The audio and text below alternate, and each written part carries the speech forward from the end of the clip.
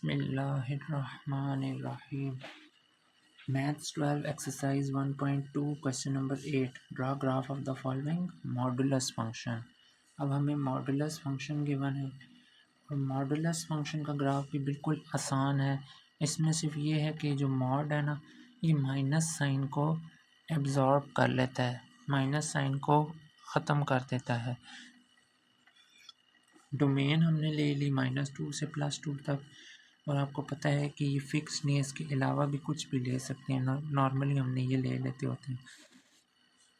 -2 जब इधर पुट करेंगे x की जगह, तो ये मैंने सॉल्व किया हुआ है। x की जगह -2 लिया, यहाँ पे भी -2, मॉडुलस ने इस माइनस को ख़त्म कर दिया, यहाँ पे खाली 2 बच गया और ये मल्टीप्लाई होके -3.0 आ जाएगा, जिसको -3 लिख दिया। इसी तरह -1 पुट करेंगे तो माइनस ख़त्म हो जाएगा, खाली 1 बच जाएगा और 1 इससे मल्टीप्लाई हो जाएगा, क्योंकि कोई साइन ना हो तो मल्टीप्लाई होता है। यही वैल्यू आ गई। 0 पुट करेंगे तो ख़त्म हो जाएगा। अब 1 पुट करेंगे ना, तो इसका जवाब मॉडुलस 1 का 1 ही आएगा, लेकिन 1 इस माइनस से मल्टीप्लाई होने की वजह से यहाँ माइनस आया है और इसी वजह से यहाँ भी माइनस आया है। अब इनको ये मैंने ग्राफ पे ड्रॉ कर लिया है। आपको पता है ग्राफ के बारे में, ये ओरिजिन होता है, ऊपर y की पॉजिटिव वैल्यूज़ होती हैं, नीचे y की नेगेटिव माइनस में वैल्यूज़ होती हैं। ओरिजिन के लेफ़्ट तरफ x की वैल्यूज़ माइनस में होती हैं और राइट तरफ x की वैल्यूज़ प्लस में होती हैं। तो अब मैं एक पॉइंट बता देता हूँ, जिस वक्त x2 है उस वक्त y -3 है, तो x +2, ठीक है ना, और y -3, y माइनस, ये -1, ये -2, ये -3, दोनों की आपने प्रोजेक्शन ड्रॉ कर लेनी है। -3 से ये प्रोजेक्शन आ रही है और -2 से ये आ रही है, दोनों मिल रहे हैं इस जगह पे, तो ये क्या पॉइंट हो जाएगा, 2 और -3, ये आपका पॉइंट हो गया। अच्छा, इसी तरह बाकी पॉइंट्स ड्रॉ करके ना आपने इन्हें स्ट्रेट लाइन से ज्वाइन कर लेना है। अब एक बात ये याद रखनी है कि मॉडुलस फंक्शन का जो ग्राफ होता है ना, वो वी शेप में बनता है, और अगर आपका फंक्शन नेगेटिव होगा तो उल्टा वी, और अगर आपका फंक्शन पॉजिटिव तो उसका ग्राफ सीधा वी होगा। जैसे ये फंक्शन देख लो, इस फंक्शन में मॉडुलस की वैल्यू पॉजिटिव आ रही है पूरे फंक्शन की, तो ये सीधा वी है।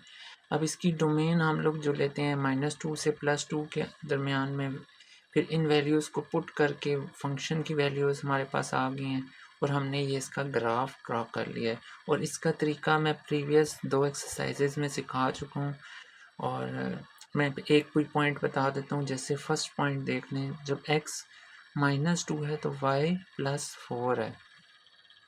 अब x -2, जो माइनस में नेगेटिव वैल्यूज़ होती हैं वो ओरिजिन के लेफ़्ट साइड पे होती हैं, ठीक है ना। x -2 यहाँ पे आएगा, ठीक है, और y की वैल्यू +4 है, y की पॉजिटिव वैल्यू ऊपर की तरफ होती हैं और 4, ठीक है, ये +4 आ रहा है। तो अब आपने प्रोजेक्शन दोनों की ड्रॉ कर लेनी है। -2 से प्रोजेक्शन ड्रॉ कर लेनी है, ये प्रोजेक्शन इस तरह से,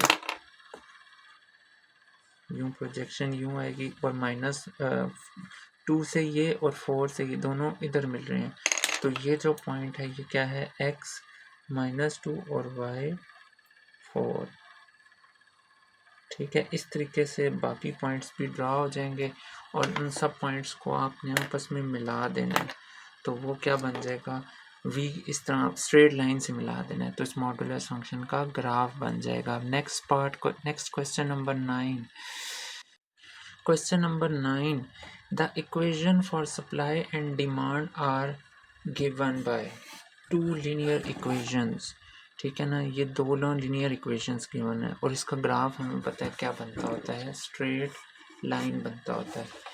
अच्छा, और उसने बताया हुआ है इसमें x क्या है, क्वांटिटी है, ठीक है ना, सप्लाई की जो क्वांटिटी, और s ऑफ x क्या है, प्राइस बनेगी, ठीक है, और डी ऑफ एक्स जो है ना, ये डिमांड की इक्वेशन है, ठीक है, और फाइंड क्या करना है, ठीक है। अब क्वेश्चन शुरू हो रहा है, इक्विलिब्रियम पॉइंट फाइंड करना है, वेयर द, कौन सा इक्विलिब्रियम पॉइंट, जहाँ पर price of supply equals the price of demand. तो असल बात ये है,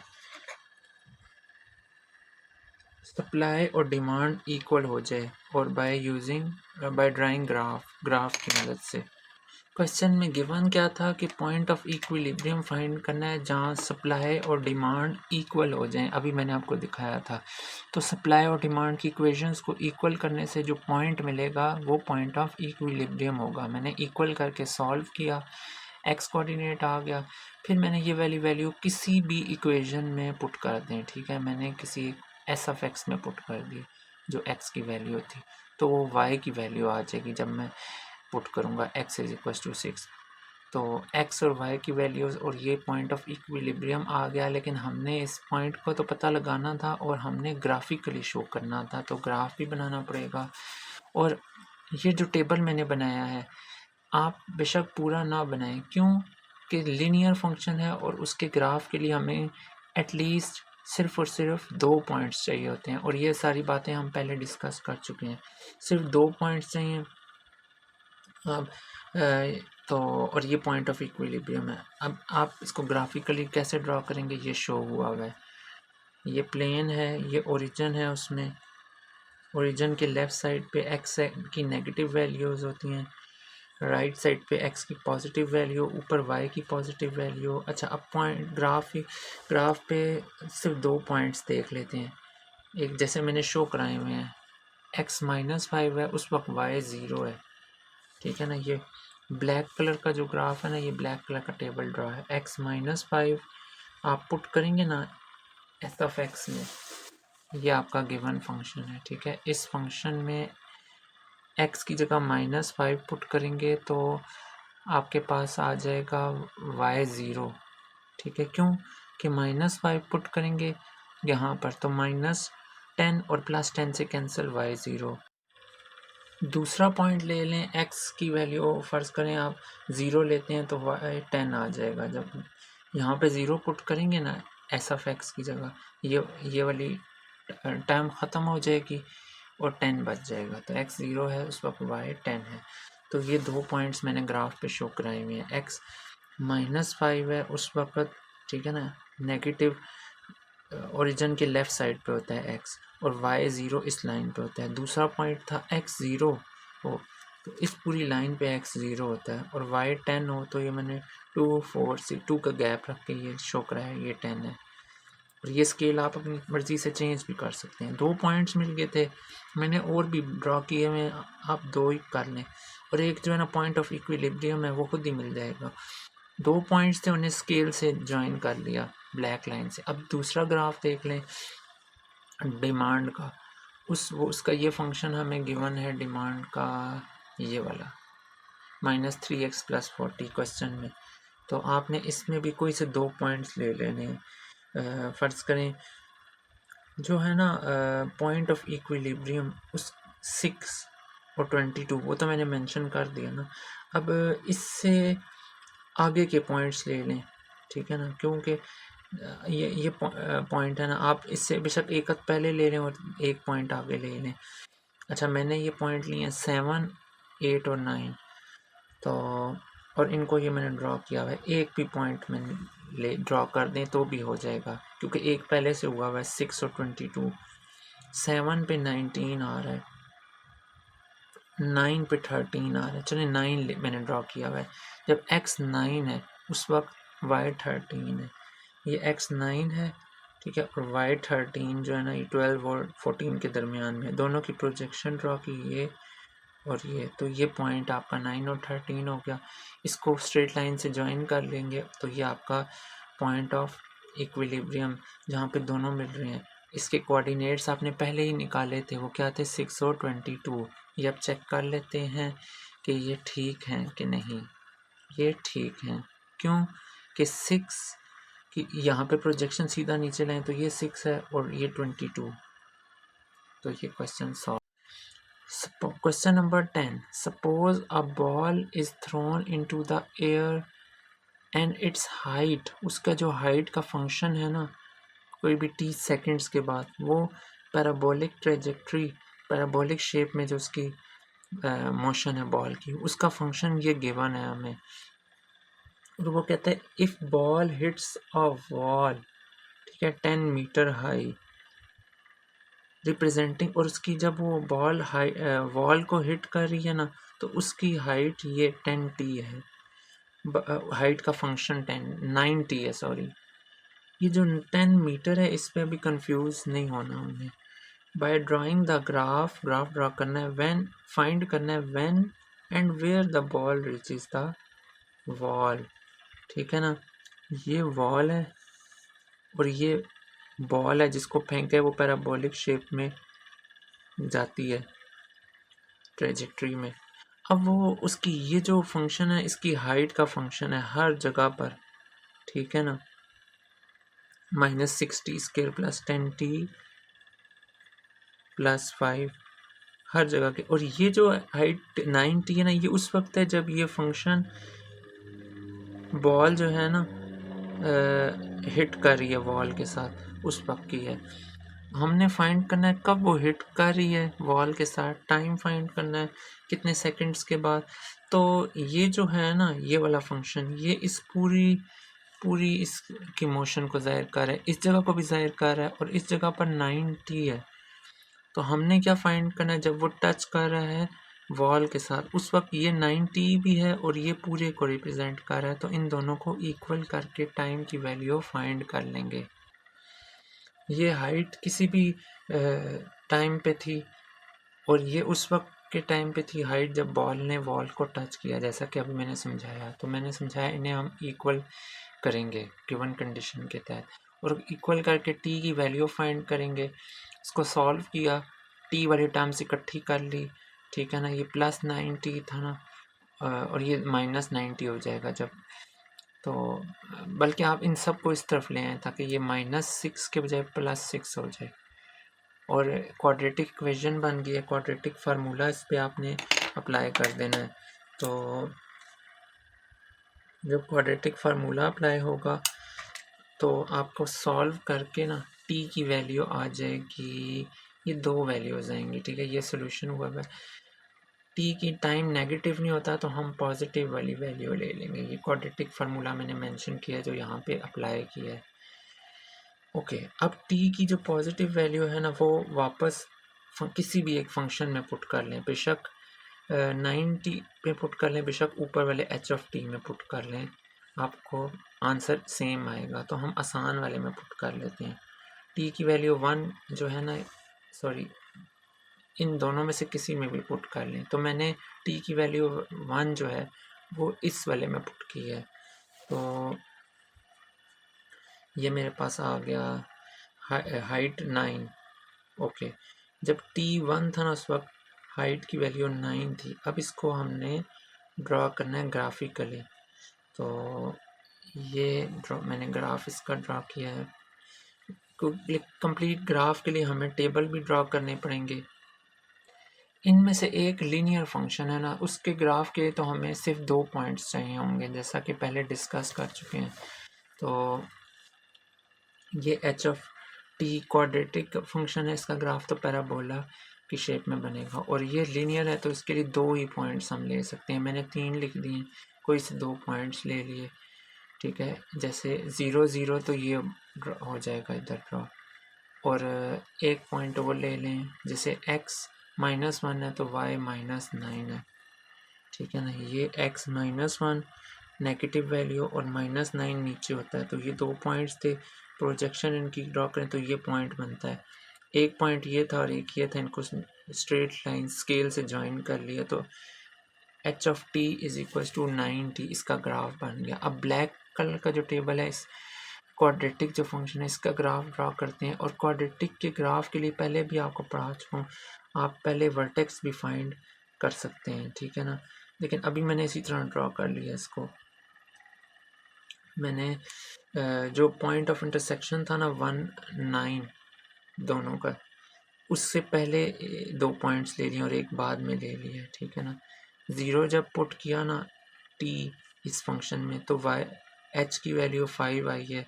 जब -1 पुट किया यहाँ पर तो -11, जब 2 पुट किया इसे सॉल्व किया तो 1 आ गई है।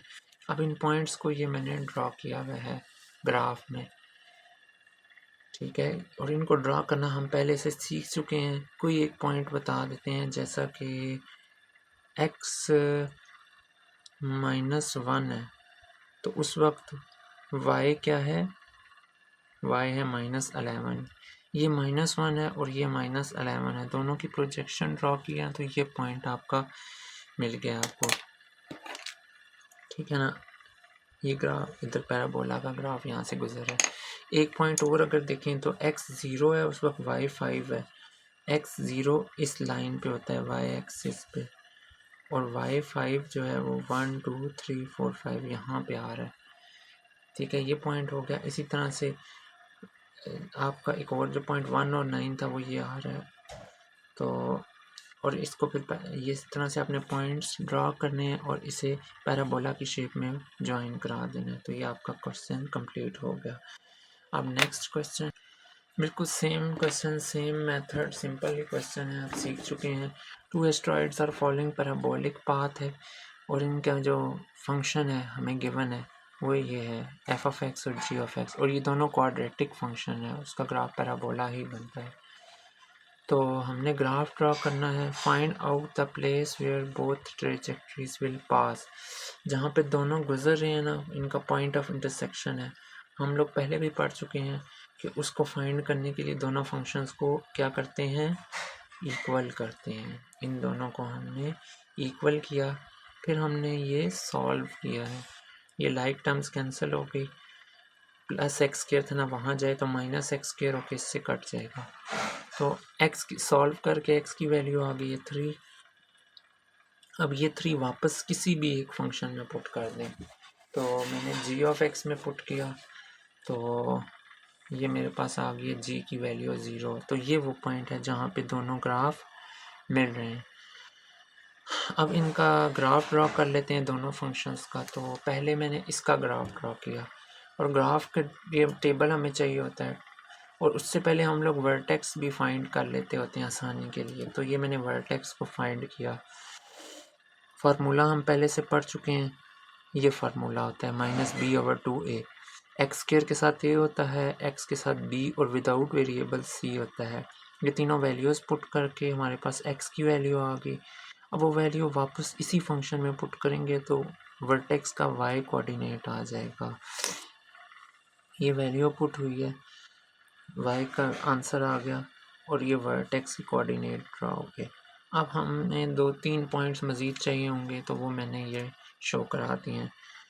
तो मैंने क्या किया, वर्टेक्स 3.5 था ना x की वैल्यू, उससे 2 पॉइंट्स पहले और एक बाद में ले लिया, और उन पॉइंट्स को वापस जो है ना गिवन फंक्शन में f(x) में पुट किया, तो ये वाली वैल्यूज़ आ गई हैं, ठीक है। उसका तरीका हम सीख चुके हैं, इसलिए बार बार इसको डिस्कस नहीं करते कैसे फाइंड हुई हैं, ठीक है ना। ये 6 था, जहाँ जहाँ x है वहाँ वहाँ 6 पुट करेंगे ना, तो जो आंसर आएगा ना वो y कोऑर्डिनेट होगा, ठीक है ना। सॉरी, जब x 1 होगा ना, जहाँ जहाँ x है वहाँ वहाँ पे 1 पुट करेंगे, तो y की वैल्यू 6 आ जाएगी। इसी तरह से जहाँ जहाँ पर x, ये 2, जहाँ जहाँ x है ना वहाँ वहाँ पे 2 पुट करेंगे, तो y की वैल्यू भी 2 ही आएगी, ठीक है। ये सारा मैं क्रॉस चेक कर चुका हूँ, उसमें कोई मिस्टेक नहीं है, ग्राफ भी एक्यूरेट है 100%। इसी तरह g(x) वाला फंक्शन को भी इसी तरीके से उसके वर्टेक्स कोऑर्डिनेट फाइंड कर लेंगे, और ये उसका टेबल ड्रॉ हुआ है g(x) का। अब ये दोनों ग्राफ मैंने ड्रॉ किए हैं, तो चेक कर सकते हैं। एक पॉइंट बता देता हूँ, जब x की वैल्यू 2 होगी ना, तो y की वैल्यू -2 होगी। ये ब्लैक कलर का ग्राफ g(x) का है। जब x +2 है, ठीक है ना, ये +1 है, ठीक है ना, ये +2 है। जब x +2 है तो y -2 है, ठीक है। यहाँ से प्रोजेक्शन आ रही है और ये प्रोजेक्शन है। जब x 1 है उस वक्त भी -2 है, तो ये 1 है उस वक्त भी -2 है, तो ये 2 पॉइंट्स मिल गए। और वर्टेक्स क्या है, 1.5,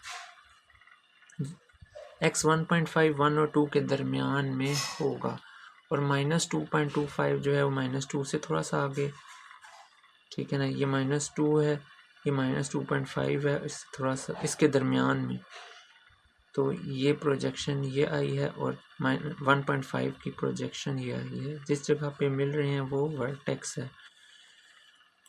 ओके, ये 3 पॉइंट्स मिलके बाकी 2 पॉइंट्स भी आप ड्रॉ करके तो ये ब्लैक कलर का इसका ग्राफ बन गया। इसी तरह से ब्लू जो दूसरा वर्टेक्स है जिसको f(x) कहा हुआ है हमने, ये वाला फंक्शन, इसका वर्टेक्स की ये वाली वैल्यू आई थी 3.5 और -0.25 और वो भी ड्रा हुई है।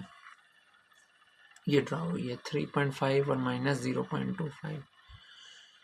और एक और पॉइंट इसी में देख लें, जिस वक्त x आपके पास है 4, ठीक है ना, तो उस वक्त बल्कि आप ले लें 3, पहले ले लें। ये जिस वक्त x 3 है ना, ये हमने पहले से फाइंड किया हुआ है, उस वक्त y 0 है। ये देख लें, x 3 है तो y 0 है। तो ये ड्रॉ हुआ है x 1 2 3, उस वक्त y 0 है। इस लाइन पे ना x एक्सिस पे y 0 होता है। फिर जब x 4 है उस वक्त भी y क्या है, 0। तो ये x 4 और y यहाँ पर भी 0 है। तो ये 3 पॉइंट्स मिलके इसी तरह से बाकी पॉइंट्स भी ड्रॉ करके उनको ज्वाइन कर लेंगे। तो ये पॉइंट ऑफ इंटरसेक्शन क्या आ रहा है, x 3 है और y 0 है। तो यही हमने पहले से फाइंड किया था और ग्राफिकली भी ये शो करा दिया। इस तरह से ये एक्सरसाइज कंप्लीट हो गई है।